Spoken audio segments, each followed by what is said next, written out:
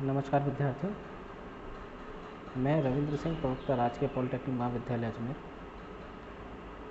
आज का जो विषय है हमारा वो है PR 302 मेटलर्जी के अंदर जो अगला जो हमारा टॉपिक है वो है विभिन्न प्रकार के जो मेटल अलॉय काम में लिए जाते हैं लाइन और सिंगल लेटर कंपोजिंग मशीन्स के अंदर, उनकी कास्टिंग में स्पेसिंग मटेरियल्स, स्टीरियोटाइप्स, इन सब का क्या क्या अनुपात होता है। मतलब उसमें कितनी मात्रा में जितने भी तरह के मटेरियल जैसे यूटेक्टिक अलॉय है, फाउंड्री मेटल है, मोनो मेटल है, तो लाइनो मेटल है, डिस्प्ले टाइप मेटल्स हैं, तो इन सब के जो यौगिक होते हैं इन सब में अलग अलग प्रकार के या अलग अलग मात्रा में आपके टाइप अलॉयज़ जो हैं वो यूज़ किए जाते हैं। पहला है the type alloy is used in the line and single letter composing machines and for the casting of spacing materials and stereos. It is also used as a backing material in the manufacturing of electrodes. The percentage of constituents is chosen to suit the requirement of the printing elements and the casting conditions. Printing elements और casting conditions पे type alloy का चयन महत्व रखता है। The single character and the stereo requires the maximum hardness. जो single characters होते हैं और जो स्टीरियो होते हैं उनमें हार्डनेस अधिकतम होनी चाहिए। Wear resistance and hence have the higher percentage of tin and antimony in the alloy. Wear resistance यानी कि भंगुरता, wear टूटने फूटने की क्षमता जो है वो भी रेजिस्टेंस काफ़ी ज़्यादा होनी चाहिए, इसलिए इनके अंदर हम टिन और एंटीमनी का अधिकतम उपयोग करते हैं अलॉय में। The spacing materials comparatively require less hardness. Spacing material में हमें कम हार्डनेस की आवश्यकता होती है. The spacing material comparatively require less hardness, therefore the alloy used for casting spacing material has the lowest percentage of tin. इसलिए जो हम alloy use करते हैं स्पेसिंग मटेरियल के कास्टिंग के लिए उसमें टिन की परसेंटेज कम होती है. According to the Indian standard IS 1357-1977, the type alloys are manufactured in different grades such as 10/16, 3/11, 1/7, 2/33. The figures in grade designation indicate the percentage of tin and antimony respectively in the type alloy. For example, the grade 1/7 means that the alloy contains 1% tin and 7% antimony and the rest that is the 90% lead. भारतीय जो संस्थान है Indian standard उसका एक code है 13571977. इसके अंतर्गत जो कि कंपोजिंग के मटेरियल्स हैं उन कंप्यूटिंग मेटल की कुछ ग्रेड्स होती हैं, जैसे कि 10/16, 3/11, 1/7 और 2/3. 1/7 जैसे कि हम उदाहरण के तौर पे लेते हैं कि 1/7 का क्या मतलब है. 1/7 का मतलब है कि जो भी 100% जो आपका टाइप अलॉय है उसमें 100% में से 1% टिन होगा और 7% एंटीमनी होगा और बाकी 92% लेड होगा. तो इन्हीं ग्रेड्स के हिसाब से हम आगे टाइप अलॉय जो मेटल्स हैं वो बनाए जाते हैं. पहला spacing material metal.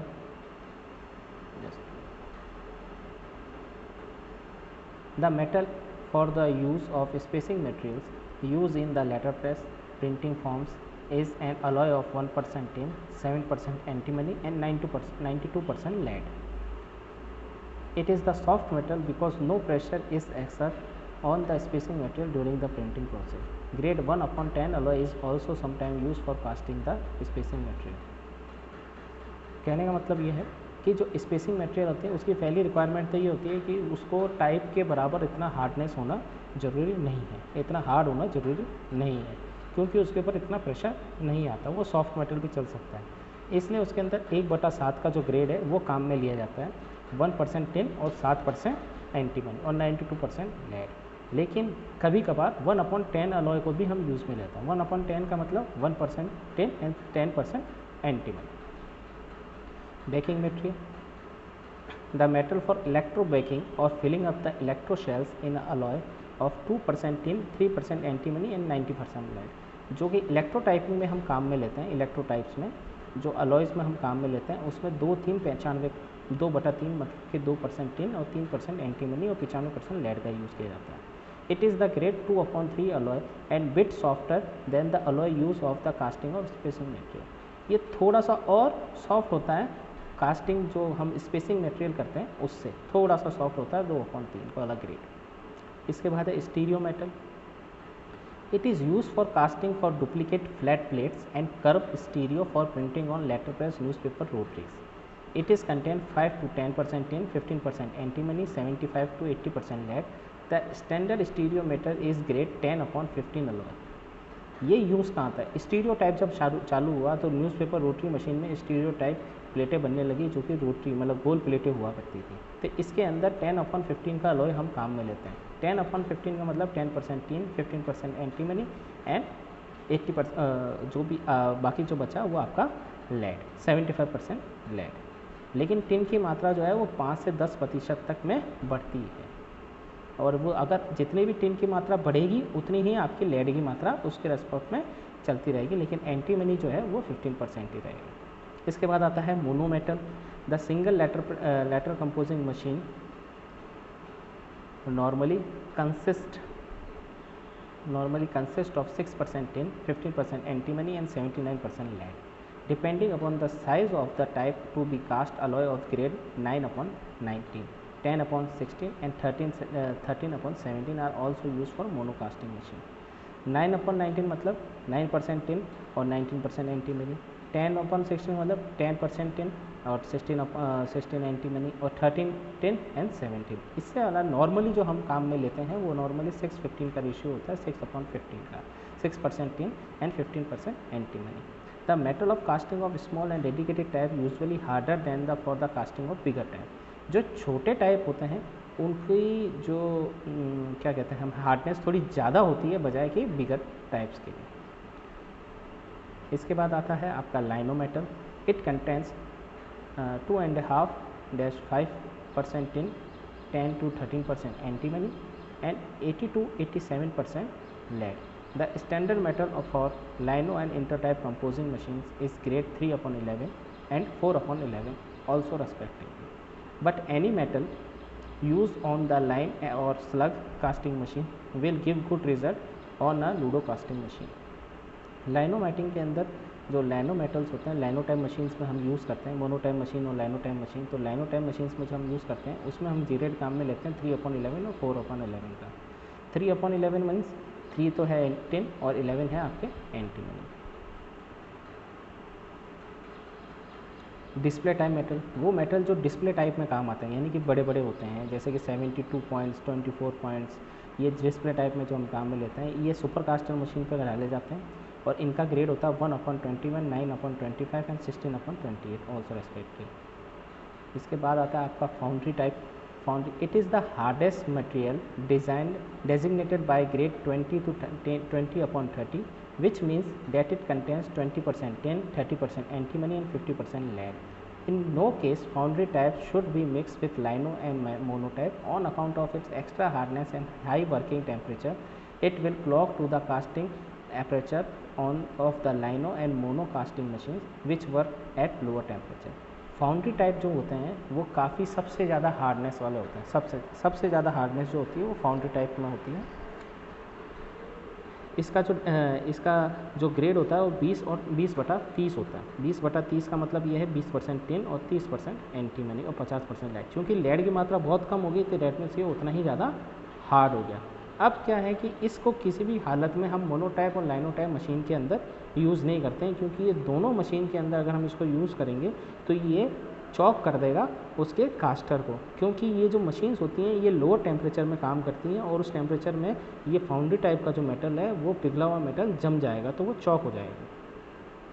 Eutectic type alloy, this alloy which metal readily और eight a low temperature and it not suitable for casting for known as eutectic alloy. It consists of 4% tin, 12% antimony and 84% lead. A eutectic alloy behaves like a poor metal having a fixed melting solidation point say 239. इस जो metal है ये इसका low temperature होता है और 239 degree के आसपास ये सॉलिडिफिकेशन हो जाता है, तो इसको यूज़ में बहुत कम यूज़ किया जाता है।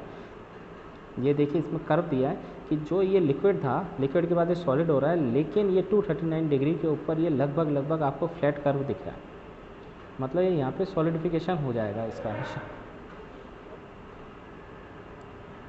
तो जैसा ही कर्व में दिख रहा था कि ये 239 डिग्री के ऊपर ये लगभग सॉलिडिफिकेशन की अवस्था में चला जाता है।